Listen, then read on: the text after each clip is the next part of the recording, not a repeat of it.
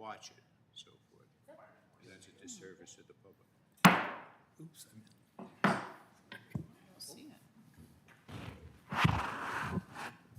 It's 4 o'clock on Monday, March 10th, 2025, and I call this City Council study session to order.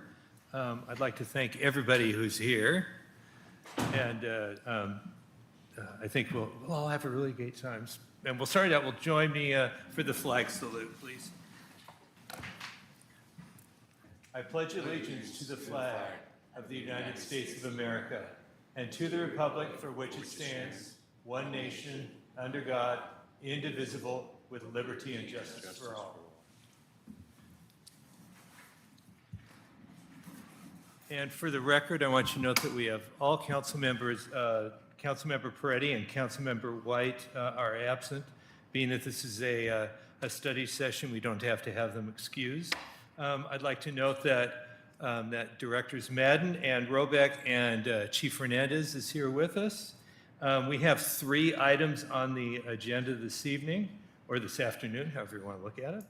And first we will go to item 3A, which is the feasibility study of the joint public safety facility. And I'd like to turn the floor over to Director Madden.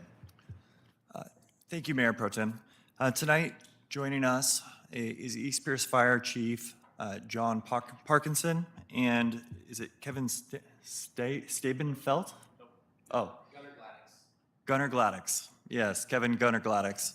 And they'll be presenting on the findings of the feasibility study and what helped the city and the fire department come to those conclusions.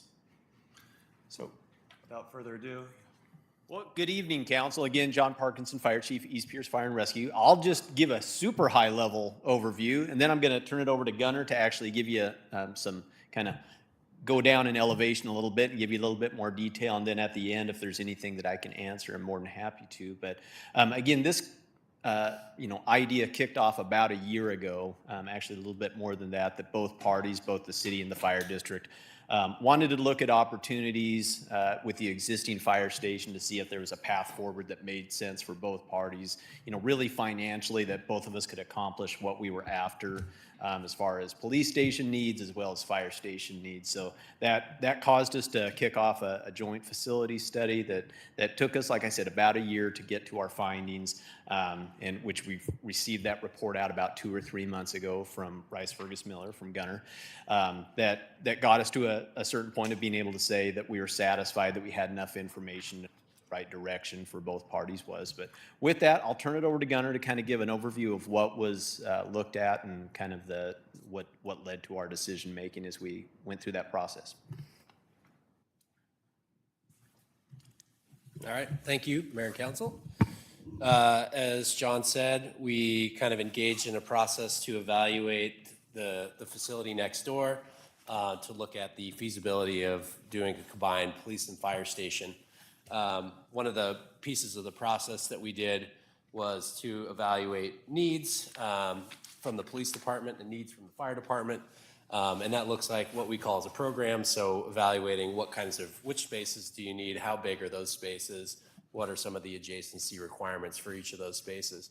And then we used some of our previous knowledge of the building next door. We've done a little bit of work on for the temporary quarters while East Pierce Fire and Rescue was building some of the new stations to evaluate that structure.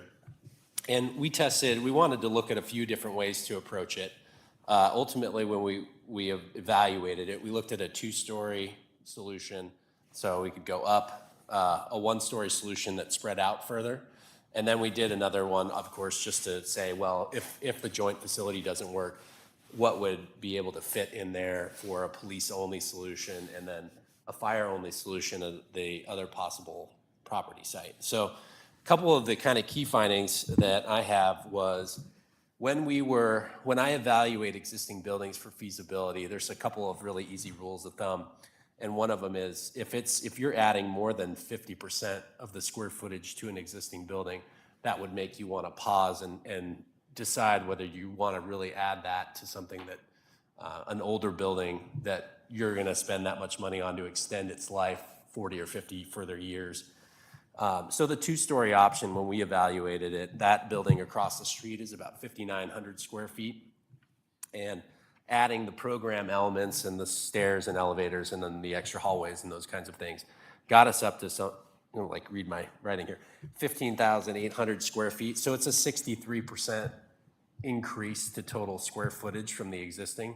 And to me, that gives me the sense that we're adding way more structure to that old building, and it's just getting enveloped by program on the sides, up above, and the structural systems are really gonna need to be completely redone, mechanicals completely redone. So it was looking like that was a less than feasible option or approach to try to take that old building and put that much program into it.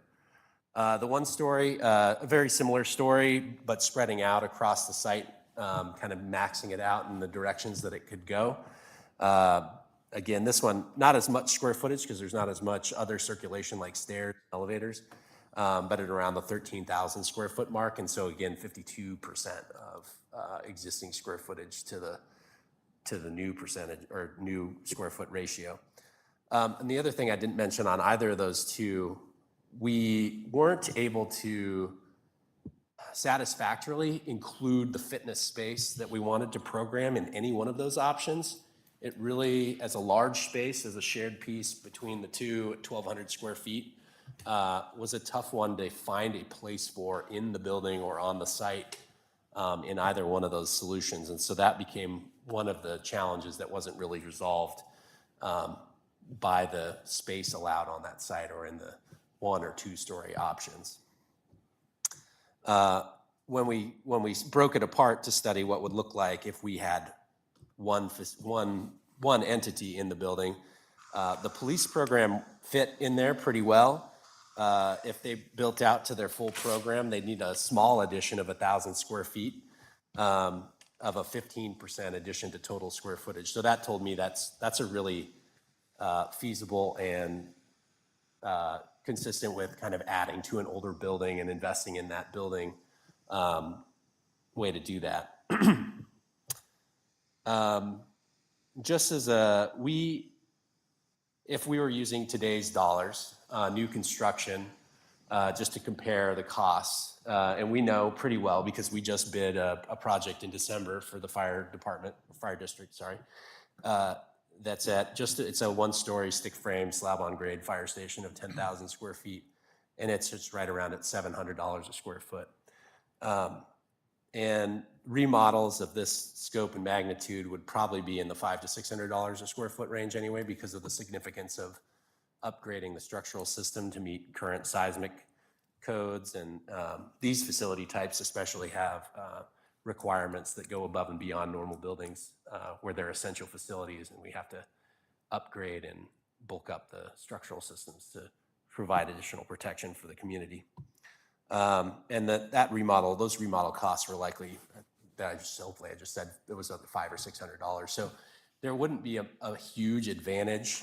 There was a little bit of some of the shared space, the lobby, some of the public restrooms, and the other components were a benefit to both fire and police, but didn't seem to outweigh the overall value of adding so much square footage and new to the bones of that old building that may or may not be valuable to take so far into the future. So I think that's the data that I've gotten. And answer any questions from anyone or Chief. Councilmember Strader? So did you do a written report? We provided some diagrammatic drawings and some of the numerical evaluation that I just read off on some drawings, basically. And we haven't seen that. That is correct. And why is that? I'm sorry, you said we have seen it or We have not seen, we've seen nothing on a written report. We've been provided nothing as far as council. Yeah, so it was shared with city staff. Okay. And we can provide a copy of that, council member, but they're graphics. It's not going to be a comprehensive report. but we're happy to share those. Yeah, so I'm just wondering why we haven't seen anything as far, and is it true that you made the decision that East Pierce County is not interested in entering into a combined building? Yeah, yes, but the rationale behind that is cost for both parties.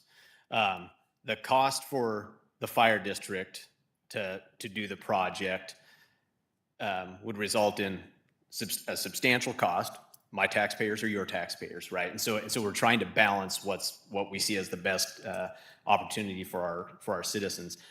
So when we look at the amount of cost that goes into that project, and do we still come up short on all of our needs? And at the same time, look at it from the city's perspective, because we do put ourselves in your shoes too, and say, does this make any sense for the city to put in, what would likely be millions more than you could do on your own, basically kick us out. I say that in a joking way, but if we were not in the building, could the police department, could the city accomplish what it wants to at a fraction of the cost? And the answer was yes. And at the same time, can we go do the fire district work we need to and still stay in the city of Milton at basically the relative same cost, but check all the boxes? And the answer was yes. So for us, that got us to the position of being able to say we know what direction we would like to head. Yeah, I appreciate that. I'm just a little disappointed that we weren't kept in, and that's not on you. Yeah. If you provided that information to staff should have brought that to council. And just to answer, kind of the written report, we didn't request that from Rice Fergus Miller. Okay. And we were the ones that held the contract, and that was because they were able to provide enough information. Before. Yeah, and so we did, it would have added cost. They're great people. Unfortunately, they do charge us every time we use them, so. Okay. Yeah, So we agreed to pay for half of this, right? that's correct. So what are we looking at now?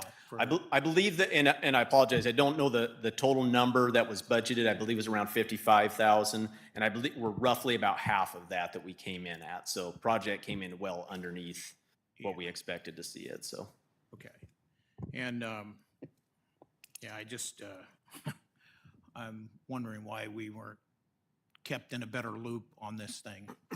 And, we have a great working relationship with your staff. We work with Dustin, I work with Chief Hernandez all the time. And so as we exited that meeting, we intentionally said, well, what's the best time to get in front of council? And we picked this date, just knowing what your schedule was, so.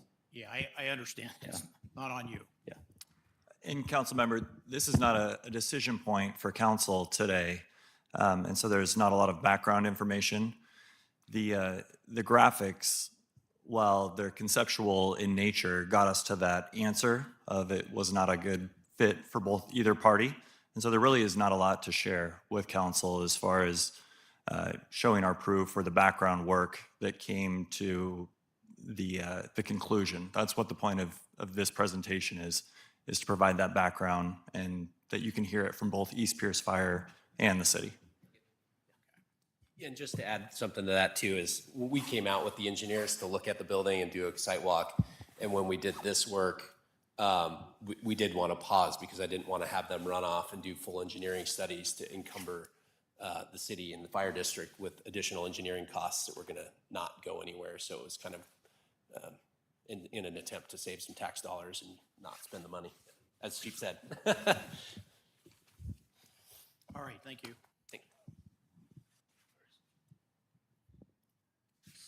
I was just going to add, Yeah, Councilmember the Whalen. screen's in the way, so you got to move over. Yeah, sorry about that. So that's fine. I thank you for your presentation. I like the concept, I like what we're doing, but I'm going to step back a little bit for history.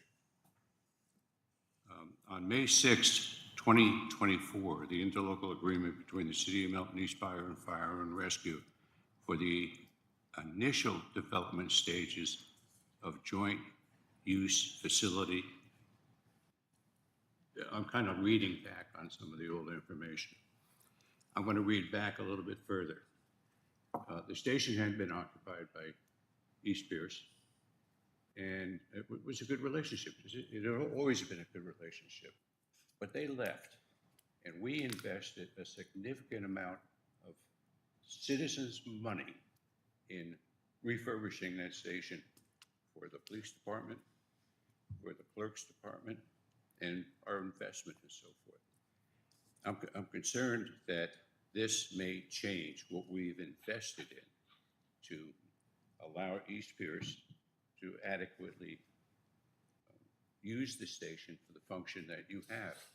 And I don't know if we're going to stay in there or not, because I think at this particular time, all of those factors should be categorized and identified in cost expenditures for the city of Milton, who is invested in keeping some of that building.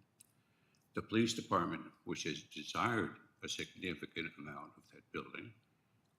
What do you need in funding to do what you anticipated doing in a building we own so that we can lease it to somebody for an indefinite period of time? And during that time, do we recover our investment because we're going to have to walk away from it? So that's the way I look at the building. It's like any other investment in a property that you have. If you can't get a return on your investment, you're lost money. And we've invested a lot of money. So I'd like to know what that particular number is, since you vacated it, East Pierce. You had other ideas and so forth, and I know they may not have worked out well. So we provide you with the station to use. We provide you with the outbuilding across the street from the park and so forth. And I'm sure there was an agreement about rental cost or whatever it was. But our anticipation of being able to use this building for our own use, if we have to delay that, what does it cost us to get to the point where we thought the value of that building was going to be used for the city of Milton and it's no longer available? And it's the same thing with the police department. What you need is understandable, and it's easy, I think, for the general public to accept that, you might say. But to give that up to lease a piece of property to another entity, and you have to find another way to provide the services that you had forecasted that were going to be available within that structure to the general public, and what inconvenience. So that's the type of information we need to see when we start to study these. What I see here in paperwork and so forth is, I like what I see, but it doesn't answer the questions that were asked for the last 3 or 4 years. If we had known that this may be coming, I doubt if we would have invested in putting the mayor's office in there and the 2 additional offices for directors, a very nice upgraded bathroom. Where are they going to go? Where is your office going to be? Do you have any idea? Isn't that even discussed as we go through these plans? Because I'm sure you know what kind of a square footage you need, what you'd like to have, and I'm not taking that away from you. I understand that. But what do we lose, and how do we reincorporate it in the city? That's kind of the first question I'd like to have. And believe me, I support you guys. But you also thought you were going to have a fire station over here. And we did. And now it's asking us to surrender property that other departments utilize. I see you shaking your head. I'm sorry. Well, I'll let Chief speak to that, and maybe the finance director would also. There were costs. I can define those when the mayor's office was moved over there and those upgrades were made. That was before any of this discussion that we had about a joint facility. I would also add that East Pierce Fire District did invest significant amount of money recently into that building to allow it to continue to function for their purposes. And that was not City of Milton taxpayer dollars, that was East Pierce Fire District funding. And so there might not be as significant as a loss, in potential recouping of those investments, as you may think. But we can define those costs that were put into Building A by the taxpayers, if that would help. Well, that would help. But what it doesn't help is us making that investment for our future, spending our money, I'm talking about the citizens' money, and then turning it over. Do we recover our costs, or did we just waste it? I think he still thinks we're doing a joint meeting. Oh, okay. Well, we'll recover any investment that was put into refurbishing Building A by simply its continued use. The only cost that we will not be able to recover, although I think you could make an argument that we're saving quite a bit of money, is the cost that we put into the feasibility study. Let me shoot this. Yeah, the cost that the city has invested into the feasibility study.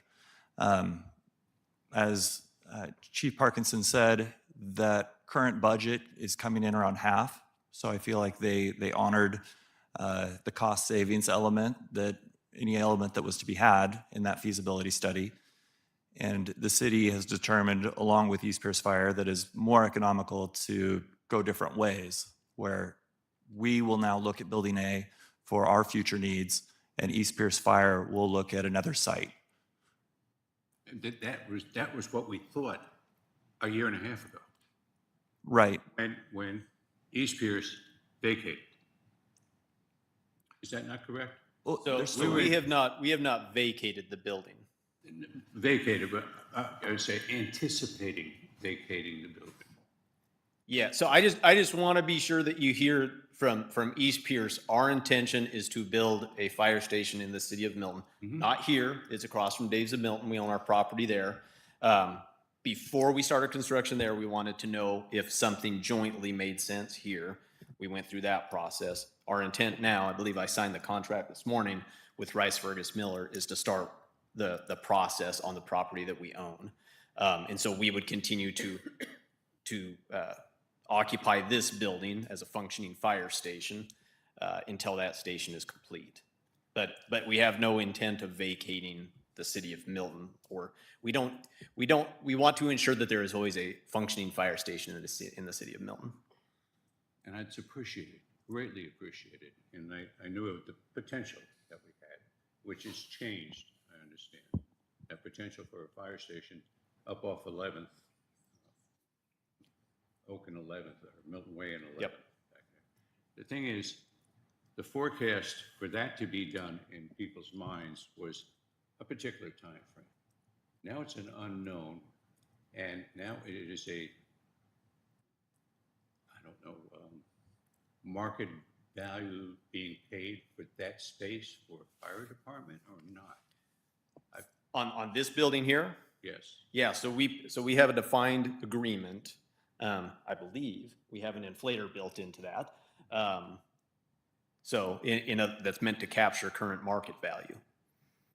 And I'm trying to balance that with the value to the police department or with other entities in the city.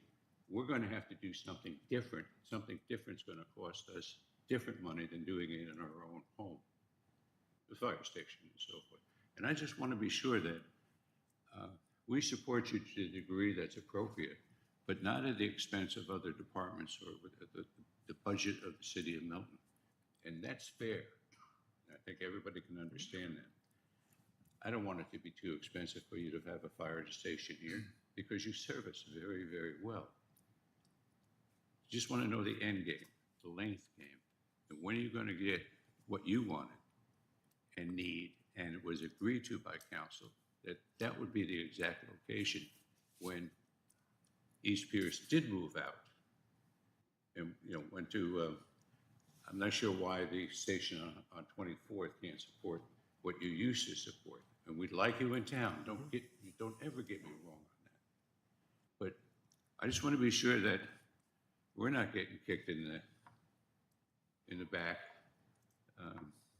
to make friends. I'm sorry. It's just what's fair to the citizens of Milton and the budget of the city of Milton is what I'm concerned about.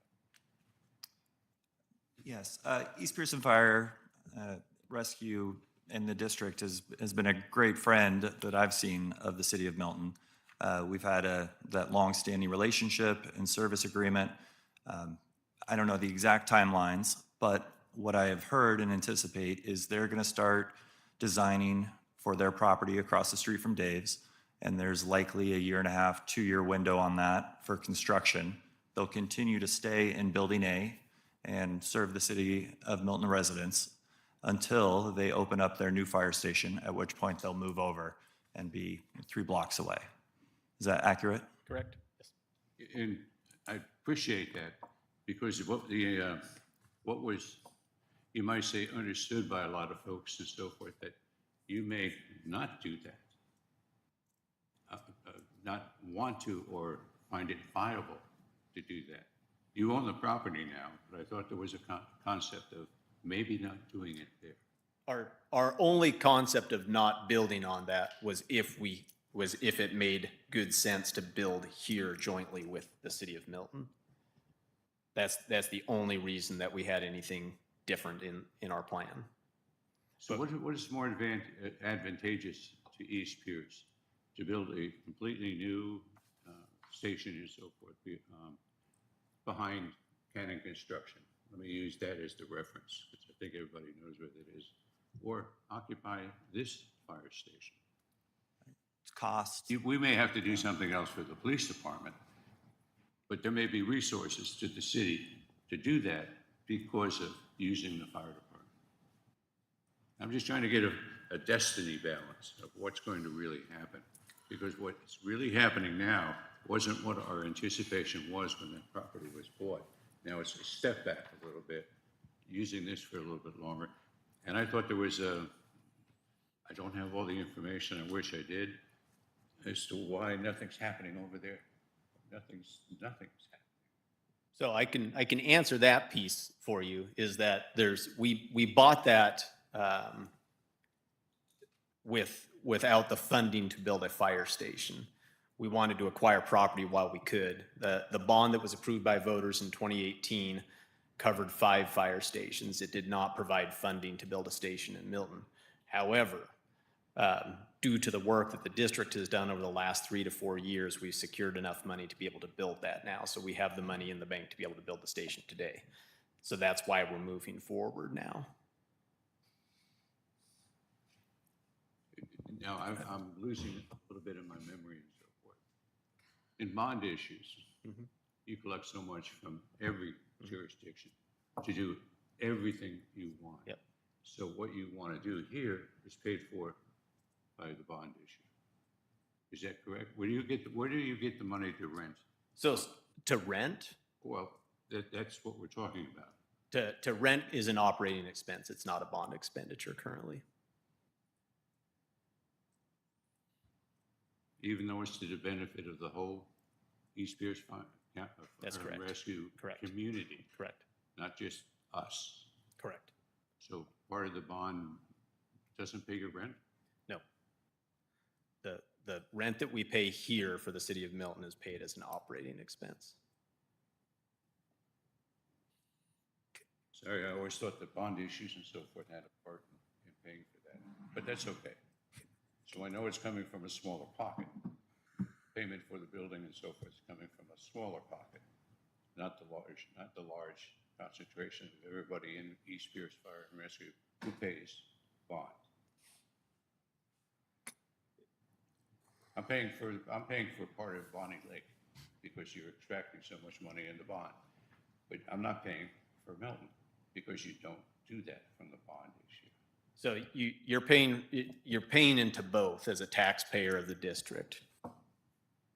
You pay 2 different tax levies, the fire levy and the EMS levy, that provide for our operating budget and provide for operating expenditures. So for our monthly or quarterly or semi-annual or annual lease payment is an operating expense. When we remodeled the building, that was a bond expenditure. We're limited by what the bond that was marketed to the citizens. It very clearly defines what can and can't be paid for out of that. So it's very restrictive. So, but either way, as a resident, you're paying for both sides of that. You're paying a bond payment out of your property tax as well as both of our regular levies. No, Councilmember, I'm not done. I'm sorry. Councilmember Cedar, we can come back to you. I want to give other council members a chance to talk. I'm sorry. Why am I being cut off? No, well, I wanted to give other people a chance to, We got an hour and a half. okay, go. But go ahead. Go ahead. No, go ahead, Councilmember Whalen. No, go If you have ahead. further questions, please. I'm not trying to do anything. I've already been cut off. No, I'll finish. come back. I'll come back. I don't have anything at this moment then. Did you? I'll go. Fire station, when it's moved out, is it feasible for the police department to utilize? Yeah, that's been the discussions in the past. Historically, when the fire department vacated, there's been conversation about moving over to the police department. There'll be some things that happen when they do vacate too. I believe in our agreement, there was a renovation return to some of the things that were altered, like the office space that were walled up. I think that the walls were intended to be temporary, and so we'll gain that space back again when they vacate, if I'm not wrong. Off the top of my head, I don't know, but yeah, we'll do whatever needs to be done to restore the building to the condition that the city needs it, so. Yeah, but, you know, we can always make do where we're at. It gets tighter and tighter. And I know that in previous discussions with council, there has been a conversation about that. We have business spaces that need to be remodeled, such as finance and the building department. And so we've talked about where could we shuffle the building, or the police department. And when the fire department eventually left, we had talked about moving over there. And so I think for a nominal cost, we can do some of the renovations that we need to make it operational for the police department. So in the interim, we'll just sit tight. One more question.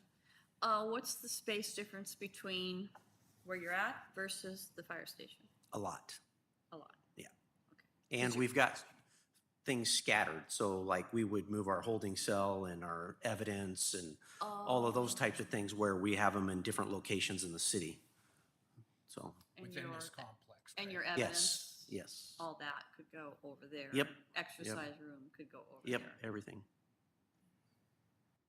How many square feet is over there? A couple thousand for police department? I believe it's 5,900, For the police department, what is it? Couple 36, it's 3,600, in that range. That's not an exact number. I know you guys are tight. and I know you try to say, hey, we can make it work. Yeah. But you are really tight in there. Yeah. And it needs to be renovated. You know, it's used 24 hours a day, 365 days a year. You're rotating people in and out of that. It'd be like somebody in your kitchen all day and all night.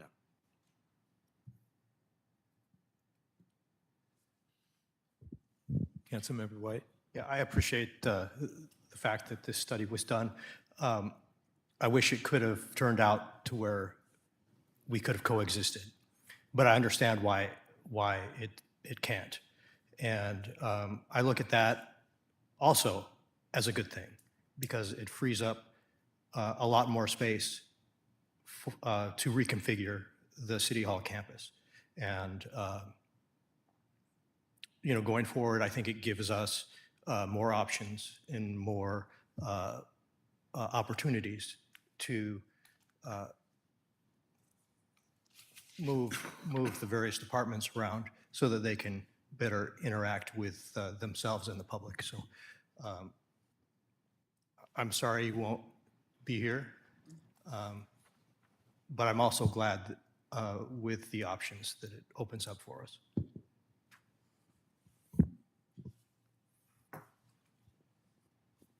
Anybody else have? Did you have any? Yeah, I was waiting for everybody else. Yeah. You may. Yeah, Councilmember Whalen? Just a little curious here, going back to May 6th, 2024, we authorized a joint public safety facility in an amount of $58,301. How much did that been spent? We can provide that total at a later date, but what I heard Chief Parkinson say earlier is we're in the realm of the 50% that's been spent to date. And once it was determined that it was not economical to continue those efforts, we stopped that feasibility study to save funding. And So you have about $28,000 left, approximately. approximately. I'm not going down to nickels, but yeah. How much space do you occupy in other buildings? What is this, how much is the space over here for the jail? And you still utilize that? And I don't know what you utilized in the basement or in this building, which is significant. Where are you going to put that to make it settle into a police department, not partly in Building A or partly C or wherever else it is?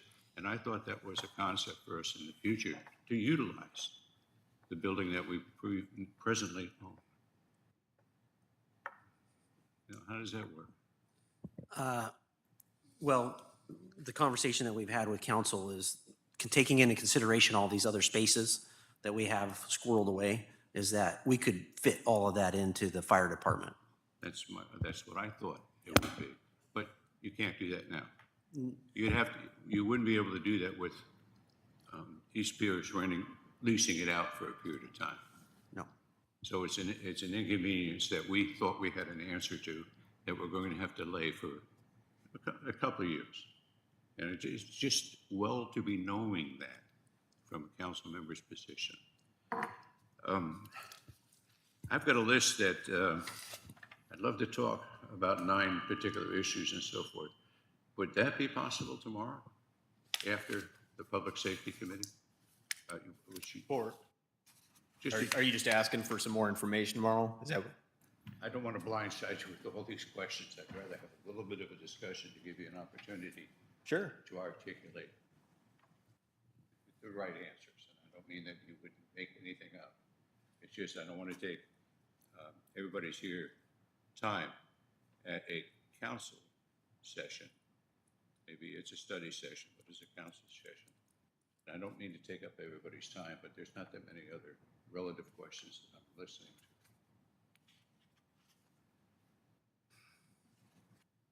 to. I'll delay any questions and so forth for another time. I mean, if you have some, if the council is willing to, are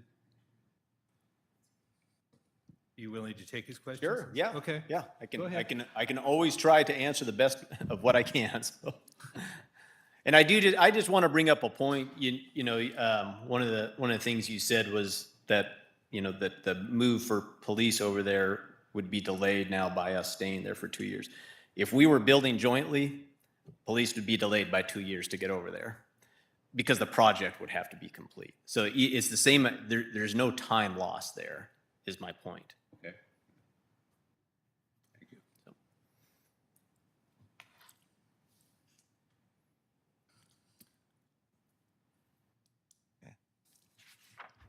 Councilmember, would you like to talk about those 9 questions tomorrow? I can take a copy of those and I can make sure Chief gets a version of that before our meeting.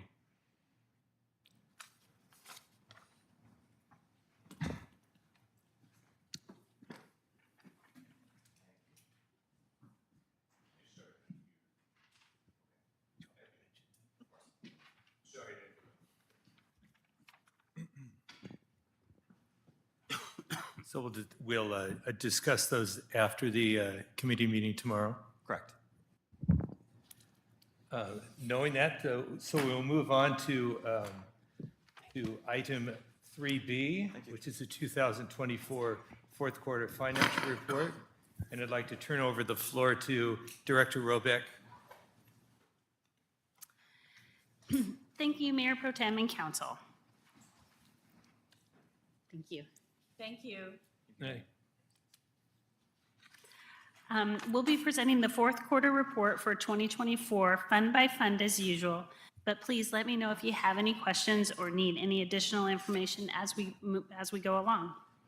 I do want to note that these are preliminary numbers and some amounts will change as we continue our review of the year's activity and prepare the final annual financial statements that are submitted to the State Auditor's Office by the end of May. So to start with the general fund on page 7, it looks really good with revenues at 117% and expenditures at 91.7%. Revenues in this fund exceeded budgeted amounts in every category, with licenses and permits having the largest increase due to the issuance of some large building permits. Expenditures were under budget in most categories as well, with only small overages in other admin and personnel, facilities, other central services, and non-expenditures. Facilities and other central services expenditures exceeded budgeted amounts due to higher than expected wages, professional services, public utilities, and insurance. You will notice that admin and finance is a negative amount, and that's due to the indirect cost allocation. Indirect cost allocation amounts will be recalculated for any categories that are more than 15% over or under budget. So this amount will become positive once this adjustment is made. This is one of the last adjustments made before the financial statements are closed and uploaded to the state auditor's office. So we will see that amount slightly change. Does anyone have any questions on anything in the general fund? Councilmember White. Councilmember White. Yeah, just a quick question. For the overages and the expenditures, I don't have it here, but has that data been moved into the 2025 budget so that those areas could be within budget going forward? That's a really good question. I didn't look at each line item specifically, but while we were working on developing the 2025 budget, we were looking at the trends in various categories and increased line items where it looked like we would need to increase them as of like September, October. So I do believe that, especially in the two categories, the facilities and other central services, we did increase some line items in anticipation of costs increasing in those areas. Okay, and going forward in 2025, do you see the same overages happening again, or should they be within budget this year? Like I was discussing, that I believe that I pulled up 2024, but I believe that we did increase some line items and total budgets for facilities and other central services in particular. It's a little too early to see what the trends look like for 2025, but because these were over, they were likely trending over at the time that we were working on the budget, so we would have increased those line item amounts in anticipation that those costs would be increased, especially in those two categories, because most of the costs that go in there are kind of annual, repetitive type costs, if that makes sense. Okay, thanks. You're welcome. Okay, if no one has any, Councilman. I just was going to make the comment that after going through this, it seems like overall, in every category, almost all of them, that the revenues overpace the expenses. So what do you attribute to that? I would say in licenses and permits in particular, those were one-time revenues. There were a few large building permits issued, so that's why we're seeing such a large overage there. We don't, unless we know for sure that we're going to receive those in a particular year, we don't generally, or we haven't historically generally budgeted for those, just in case they don't come in. The other ones, I tend to budget a little bit more conservatively, especially in the revenues. So I think I just budgeted more conservatively, based on the trends, not overly conservatively, but I tend to kind of budget those at a little less than they may come in, just, I guess, to be better safe than sorry. So when the actual numbers came through, they actually did better because you budgeted conservatively. And that's bet- kind of what I was thinking, but I didn't want to assume. Yeah, like I said, except for in the licenses and permits, I budgeted according to the amounts that we've seen historically and the amounts that we were seeing in 2020 or 2023 when we developed the budget. So I think that's the biggest reason that all of them are slightly over. Okay. And things like, in miscellaneous revenues, we see a pretty good overage. That's mostly interest that I had assumed a certain amount that we would receive, but interest rates ended up, at least in 2024, being better than we anticipated. Thank you. You're welcome. Councilmember Boylan? Thank you, Mayor Pro Tem. I want to say thank you for a lot of things. One is the clarity, precise, and the comprehensive look that we get. And I want to thank you for participating with the City of Milton again for the time period that you are doing. And if you want to stay until you retire, that would be fine with me. Thank you. Anyone else at this time? Okay. Okay, we'll move along to the asset replacement fund on page 8. Looks good as well, with revenue slightly above budget at 106%. And that's due primarily to higher than anticipated interest revenues and also some sales of capital assets. Expenditures are under budget at 89.6%. Moving on to the street fund on page 9, that looks good as well, with revenues at 100.7% and expenditures at 93.5%, both very near budgeted amounts. The rainy day fund on page 10 looks better than expected, with revenues at 116%, and that's primarily due to higher than anticipated interest revenues. The drug seizure fund on page 11, there wasn't much activity in this fund, with only 0.1% of budgeted expenditures spent, so I don't have many comments on that one.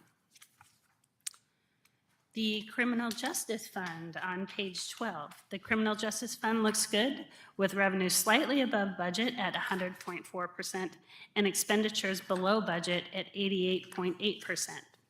Revenues exceeded budgeted amounts primarily due to higher than expected intergovernmental revenues. Expenditures were below budget as a result of lower law enforcement expenditures. This was primarily due to lower than expected wages and benefits, but repairs and maintenance were lower as well. You will notice, however, that jail costs were slightly higher than expected, but overall, we were under budget in that fund. Unless anyone has any questions on the criminal justice fund, I'll move on to the community events fund on page 13. Looks good, with revenues at 100.1% and expenditures at 78.6%. Expenditures for Milton Days, the Craft Bazaar, and the Santa Parade, those are the 3 events that are budgeted in that fund, were all lower than budgeted amounts, so that's good news. The revenues in both REIT funds on pages 14 and 15 look great, with both taxes and interest revenues well above budget. So that was a nice result that we saw there in both those REIT funds. The traffic impact fee fund on page 16 looks great as well, with both impact fees and interest revenues well above budget. The Parks Impact Fee Fund on page 17. Unfortunately, revenues in the Parks Impact Fee Fund were lower than budget at 65.1%. There were, however, no budgeted expenditures, so this fund balance will continue to grow.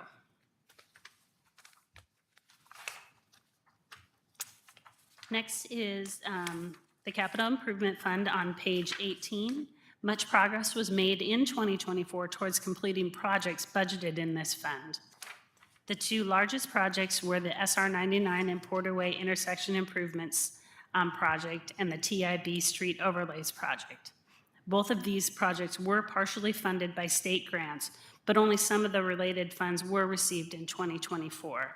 So revenues are lower than expenditures. In 2025, however, 1.7 million has been received to date associated with these projects. So you'll see some of that money that was budgeted in 24 was actually received in 25. So that's good news. Other larger expenditures in this fund include expenditures for the City Hall retrofit and sidewalk missing links projects. Unless anyone has any questions on that fund, I'll move on. The electric utility fund on page 19 looks good, with revenues at 101.7% and expenditures at 86.5%. Operations expenditures were lower than budget primarily due to lower than expected electricity for resale expenditures. Administration and operations expenditures were also lower than budget as a result of lower than anticipated wages and benefits. The electric revenues in the electric capital fund on page 20 look good at 117%. Revenues exceeded budgeted amounts primarily due to higher than expected interest revenues. The largest expenditures in this fund were expenditures for the miscellaneous cable replacement project. Councilmember Whalen? Councilmember Whalen? Well, thank you, and appreciate being recognized. I know this isn't in the budget. I know this isn't probably part of the budget discussion, but can you forecast or give us some kind of information about our transfer station? What's going to happen? You don't need to do that now, but a comprehensive. We haven't spoken about it in a while. We floundered a little bit trying to put it on the marshlands or whatever they're called, Melton and back and forth and so forth, and talked about maintaining where they are and so forth. But after talking about it for 20 years at council, I'm just trying to see the light at the end of the tunnel. So that would be appreciated for this year. Thank you. Yes, on April 7th, coming before council will be the results of our electric rate RFQ. And so I'll be bringing forward a contract to bring a consultant on board to finalize both our rate study and finalize next steps with the transfer station. And that contract for the consultant will be coming to you on April 7th. All right, thank you. And I just wanted to let you know I didn't forget. Just a quick follow-up to that. Do you have a spot marked out where we're going to put the substation yet? There are not a lot of great options. That's one of the things that this rate study and assessment is going to take another look at. You know, we looked across the street. The soils were not good. There was a lot of hydrology in the area, and that's only going to continue. There's limited space potentially available to expand to the, I guess that would be east, but there's significant slopes kind of just to the right of the substation looking at it. There's not a lot of good options in that general vicinity. So what we're doing right now is we're exploring other interconnection opportunities with PSE, and there are some potential sites, but we need to investigate them further. Thank you. Thank you. Okay, we did the electric capital fund, so we'll be moving on to the water utility fund on page 21. The water utility fund looks good, with revenues at 112.8% and expenditures at 91.3%. Administration and operation expenditures were lower than budget, primarily due to lower than expected wages and benefits. Water quality expenditures were higher than budget, primarily as a result of higher than anticipated public utilities expenditures. Revenues in the water capital fund on page 22 were slightly lower than budget, primarily due to lower than expected system development charges. Larger expenditures in the fund include expenditures for the new deep well, pump station building upgrades, and miscellaneous well rehabilitation projects. Revenues in the water asset replacement fund on page 23 look good at 122.8% with higher than expected interest revenues and transfers in. Expenditures in this fund include the water utility portion of 2 public works vehicles. The stormwater utility fund on page 24 looks good, with revenues at 103.3% and expenditures at 88.6%. Administration and operations expenditures were lower than budget primarily due to lower than expected wages and benefits. Revenues in the Stormwater Capital Fund on page 25 were lower than budget primarily due to lower than expected intergovernmental revenues. Expenditures in this fund include expenditures for the invasive plant species removal and citywide ditch and culvert projects. Revenues in the Stormwater Asset Replacement Fund on page 26 look good at 125.2% with higher than expected interest revenues and transfers in. And for both of the, for all of them, for electric, water, and stormwater, those increased transfers in are also a result of increased electric, water, and stormwater revenues. So that's why I've made that note on each of these as well. Expenditures in this fund include the stormwater utility portion of 1 public works vehicle. Revenues in the electric asset replacement fund on page 27 look good at 111% with higher than expected interest revenues and transfers in. Expenditures in this fund include the electric utility portion of 2 public works vehicles.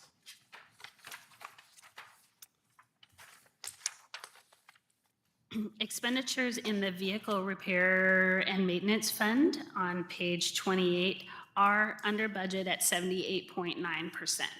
I do want to note that we are still processing and entering work orders for 2024. So revenues will increase to equal expenditures once these are completed, and that's one of those items that we will have completed before we submit the final statements to the state auditor's office.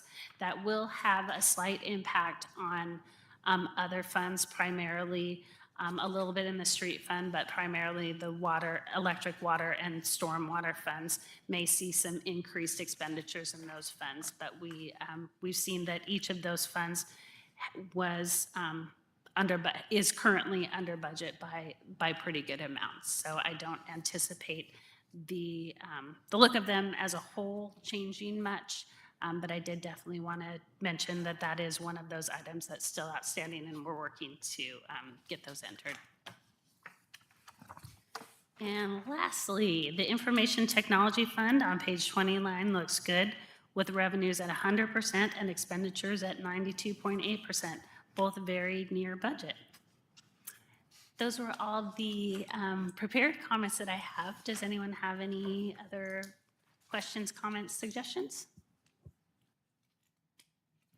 No one? Okay. Very well done. Thank you. I applaud your effort. Move on to our third and last item for this afternoon or evening, however you want to look at it. Ordinance, this is item 3C, ordinance 2107-25, amending MMC 10.46, and I will turn the floor over to Chief Hernandez. Good evening, council.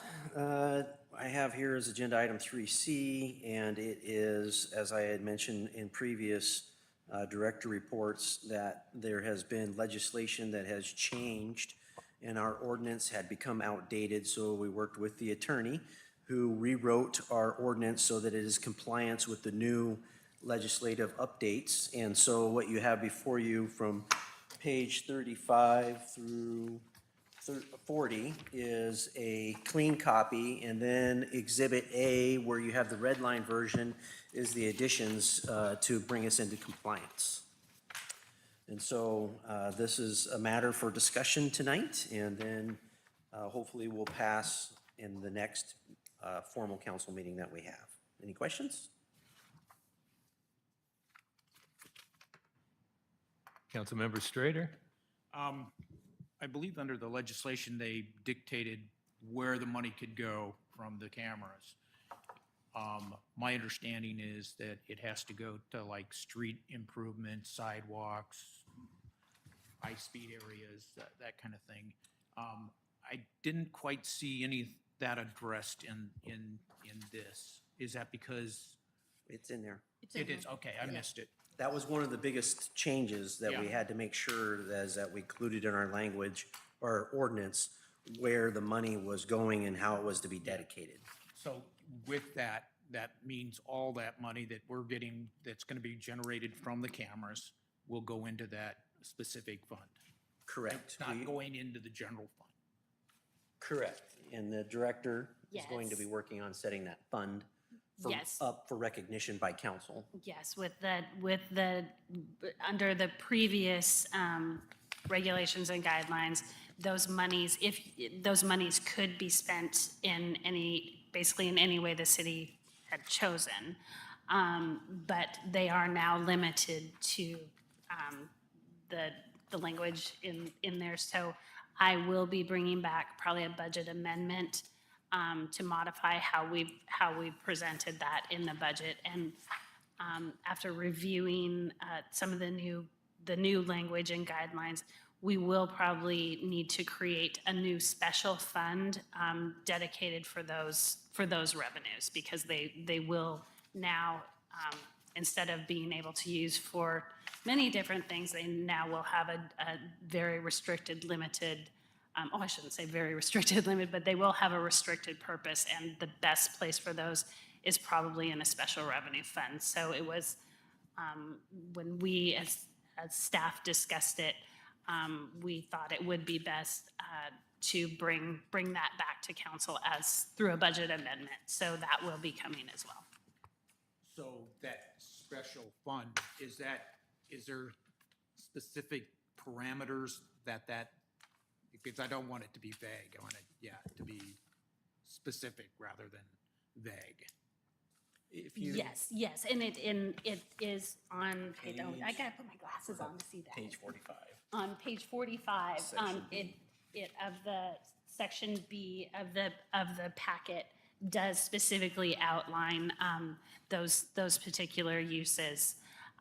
So after, now that this legislation has passed, we do think that it probably will be the best course of action to set up a special revenue fund like we have for the real estate excise tax funds, the traffic impact fee funds, the parks impact fee, because those are also restricted in a similar manner. So I will be bringing that back. Very good, thank you. Thank you. Councilmember Whalen? Well, thank you, and thank you for the presentation. Just a question. Where do we have any marked public park speed zones in the city? We will. Okay, that's what I was going to ask, because that'll include Milton Way, Oak, 19th, any Porter Way down here by Ballpark and so forth. They'll be all notified as a public park speed zone. Well, if we put cameras, we would place those signs. Right now, there only is a proposal for a speed park zone on Milton Way. And as part of the requirements, we have to have that signage notifying individuals that they're coming into those areas that are being radared and enforced through camera enforcement.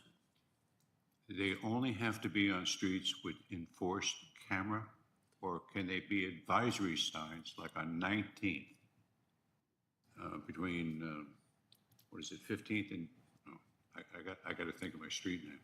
But if you're traveling north on 19th, past the Stronger property, Hill Tower Park, any cautious signs? You can't put the sign up if you don't have the camera, or you can put the sign up? No, Got we could, the signs are for when you have a camera to make it so that people have had proper notice. If the council desires and wants to put more signs out there, you can always put more signs out there. But the ordinance, these signs are only to be applied to the park's designated camera enforcement areas. Okay. But we could just put an advisory sign. You certainly could put all kinds of signs that says, Keep that in mind, please. like, Yeah, because there are places along Milton Way, there are places on 19th, down Kent and Porter Way, and a few others and so forth.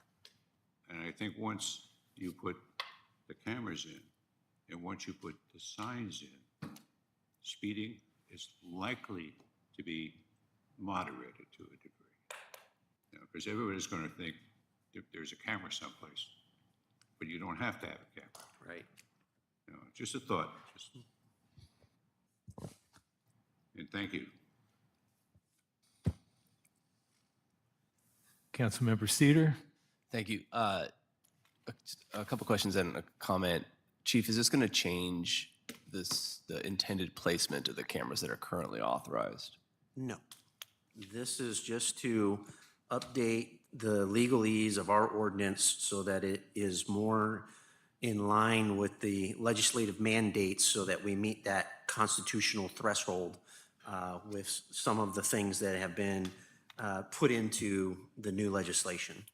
And what would be the procedure then to add, let's say, we install the cameras that we've previously discussed, and then you identify a need to install a camera, let's say on Porter Way, somewhere that would be in a park zone, it would be, authorized under the state law. What is the procedure by which that comes before us, if at all? It would, I don't know if you remember, but we did pass a traffic calming program, and in that program, it talks about how to address areas of concern throughout the city.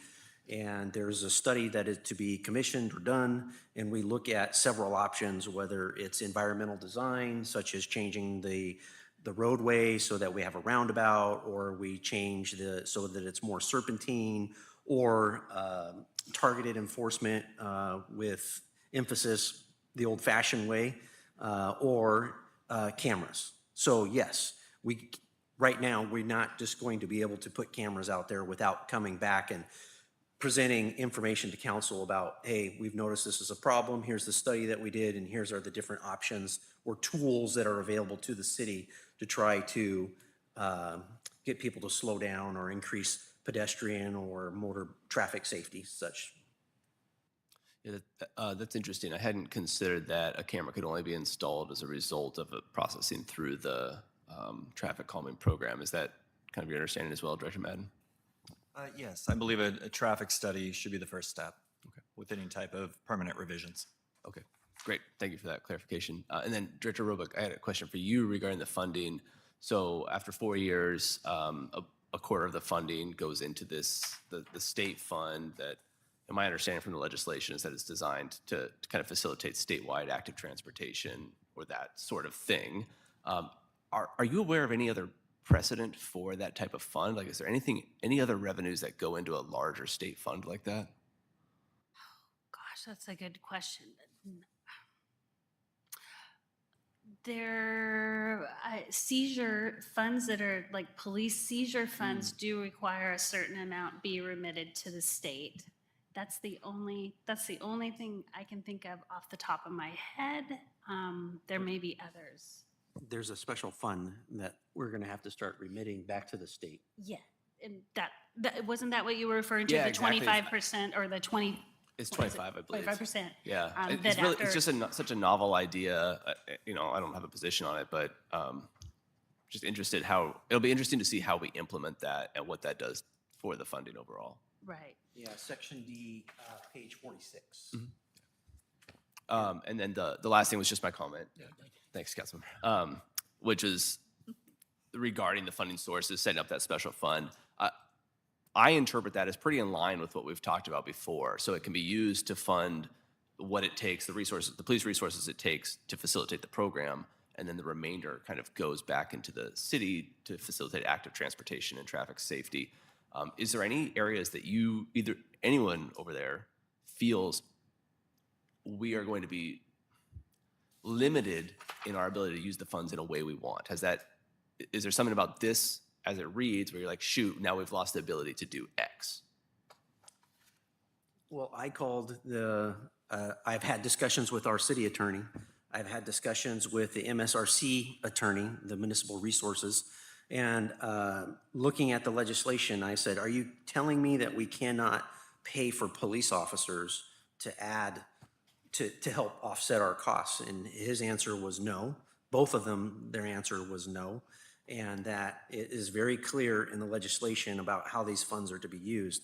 Like you said, we can use it to recoup some of our costs in the administration of the program, but right now it seems rather clear, and I would hope in the future that there would be some future legislation that says cities may use this for additional traffic enforcement, whether it's that we designate a traffic officer, that's his primary function, whether it's a DUI officer, a traffic officer, and so that we would say, okay, Tony, you have one officer that is hired and he is not going to be part of patrol. He's going to be just out doing traffic enforcement, and that's all that they're going to do. We're going to pay for his salary out of that fund. But right now, that's not in the legislation. Yeah, thanks. I agree that that's something that should be clarified. Anything else we can think of that's concerning in here that we're losing out on? No, I would agree with the chief. I think we were hoping to use more of the revenues for police, but during all of our discussions, a big here in council, one of your wishes was to use it on sidewalks. We can use it on sidewalks and traffic safety features. We can use it on those. So not much of a change from what we had planned, other than we had hoped to use some of it for general law enforcement. Yeah, that's fantastic. Thank you for that. And then my last thing was just one quick comment, which is that this talks about the kind of the safe 1 mile distance around the school. I would love to see the city kind of embrace that idea and create another map overlay that talks about safe routes to schools, so that we can start applying. We have a direct target for these funds right away to start implementing these. And I would draw everybody's attention to legislation that's currently, I think it's before the House now. I don't remember the House bill number, unfortunately, but essentially it's a safe street legislation that allows cities within areas around schools to kind of deprioritize automobile traffic and require a little bit more strict yielding of the right-of-way to pedestrians. And I think that that's a perfect thing that the city could adopt. Even if it doesn't pass the state, the city could adopt that in that zone around the school in particular. Thanks. Councilmember Strader. Within that special fund, could there be a spot for money to be placed in for unfunded mandates by the state?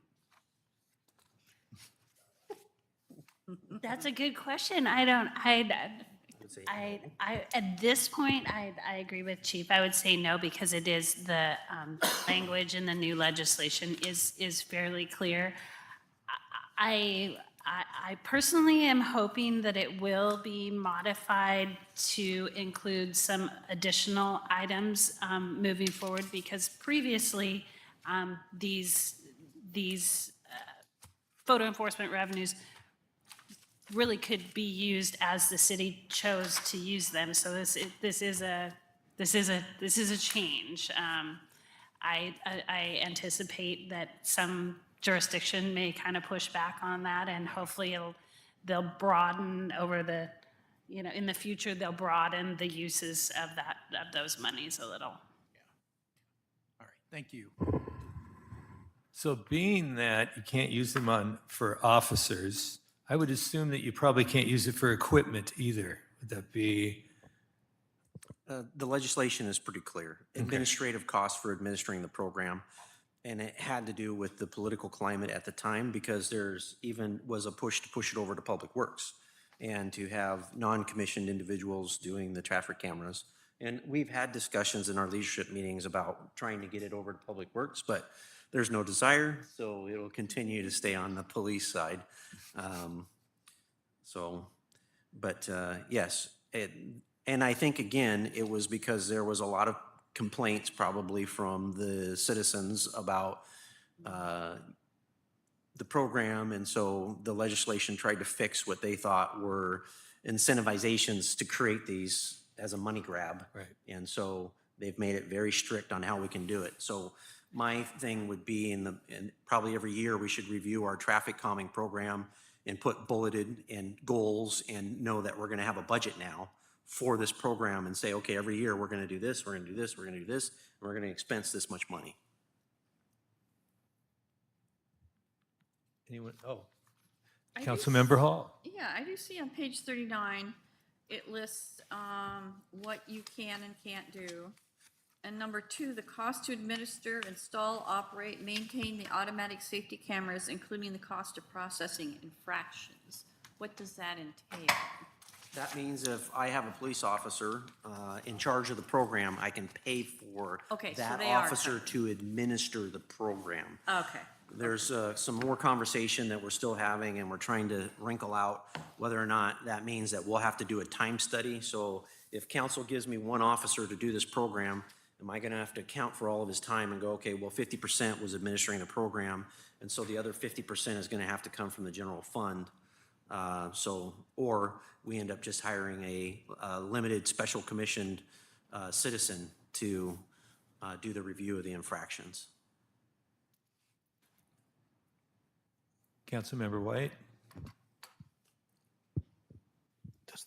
Does the cost to administer the program include the increased court costs that are associated with this program? I know that we are paying almost $300,000 additional. My understanding is yes, and in having the discussions with finance, is that is an acceptable administrative cost. Okay. Is it just for the specific portion of the court costs to administer this program, or can more of it be moved to pay for the court? No, and again, when in we general?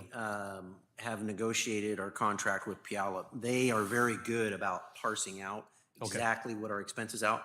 So they will have our cost for this program split out from our normal court costs. And so again, it's the interpretation of the legislation. It seems still fairly cut and dry as far as we're concerned. And so it's not like we're going to be able to go, okay, 375,000 is coming out of the traffic. They're going to go, okay, show us what you actually expensed to the courts for this particular program, and that's what you can pay out of this fund. That's what our understanding is right now. That's not to say that it won't change, or that when you guys have your opportunity to go down to Olympia to lobby.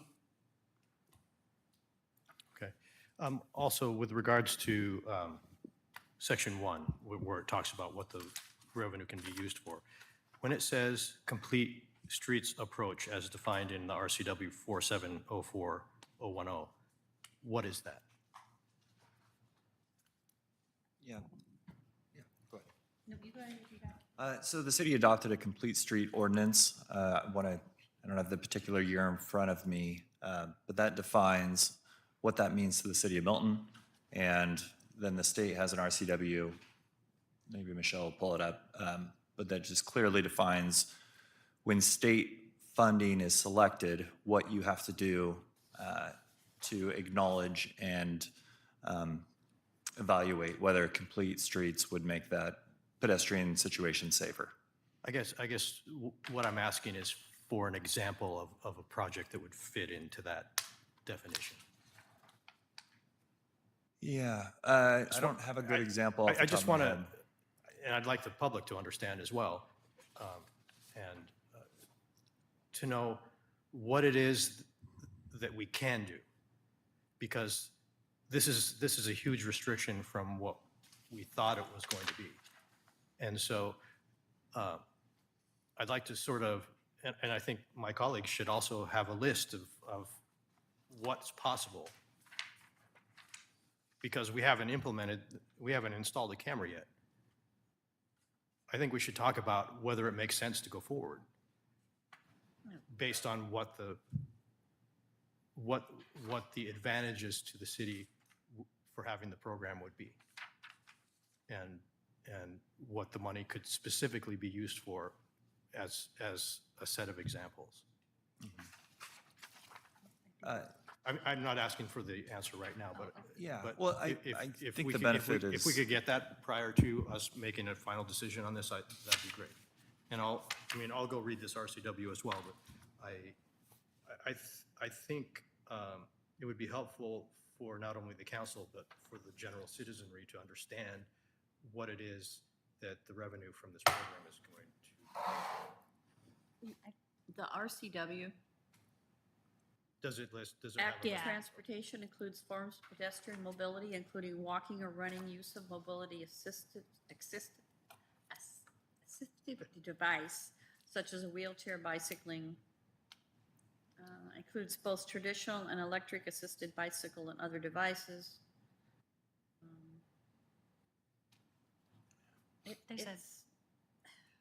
There's a Not pretty, really, yeah, there's a it's- pretty good on the WashDOT, or Washington Department of Transportation. There, the first paragraph before it, it goes into, the RCW has a kind of non-RCW language explanation that's not too bad.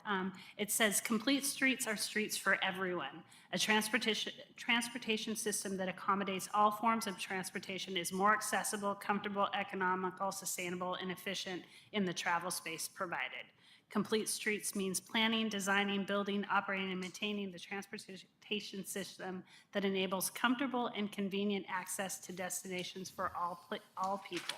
And then there's more, but, so I think it is really bike lanes, sidewalks, traffic calming, multimodal. But does sidewalks by itself, without those additional features, qualify? So if we wanted to install sidewalks somewhere, does it have to have all of those additional features in order for it to qualify? Or can we use this fund to put in sidewalks, which the citizenry is clamoring for? And the answer is yes, we can use this fund to install sidewalks. And that would be the primary benefit. With no additional restrictions on the sidewalk. If we just want to put in sidewalks, that's allowed. Correct. Okay, without, all right. Because there's curb gutter once a sidewalk goes in, and so there's additional stormwater, but it also creates an elevation differential, which provides additional safety between road users driving a car and people walking on those designated walking surfaces. And complete streets, that was a great example. Thank you, Michelle. But it is a list of potential solutions. It's not that you have to implement every single one of those solutions to qualify. They're tools to consider for safer streets. Okay. Councilmember Whalen first, and then Thank you. And this is just a question, and it is regard to page 44 of 46 in provision. Speed violations with the cameras and so forth. If you look at roadway work zone, is there something available that is mobile and so forth that can do this work? You don't have to put a camera up to do that work for that 15-day work period. That's new legislation that just came down, and you're going to start seeing it throughout the state. And so when there is a work zone, the state has already talked that they're going to start deploying these throughout the freeways and other work construction zones. The attorney's intent was to put this into our legislation so that if we want to do this at a later date, we have the ability to do it. The second question, second question on this. I use an app that is extremely accurate in the speed that you're traveling. It's a very simple app. So I can see if I'm at 8 miles an hour or if at 9 miles an hour, and I'm looking at the different MPHs. We can't do that per the readings and so forth. So if a reading is 7, 8, 9, or 10, that's the maximum fine that travel group can be fined. But you can't refine it deeper than that. This is he was following the state bail schedule, and this is how it's delineated in the state bail schedule. And believe me, I like catching them, whether they're 7 miles an hour or 10 miles an hour. But I just didn't know if it could be escalated and so forth. Yeah. Knowing this, that's fine, but also knowing that the transient road work condition can be monitored on site. Yeah.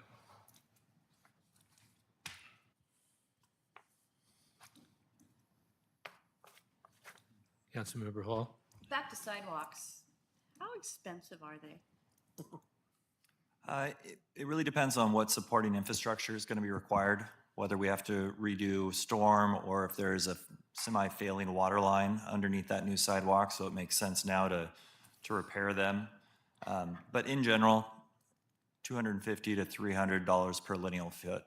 For a linear foot? Yep, for sidewalk, 5-foot width.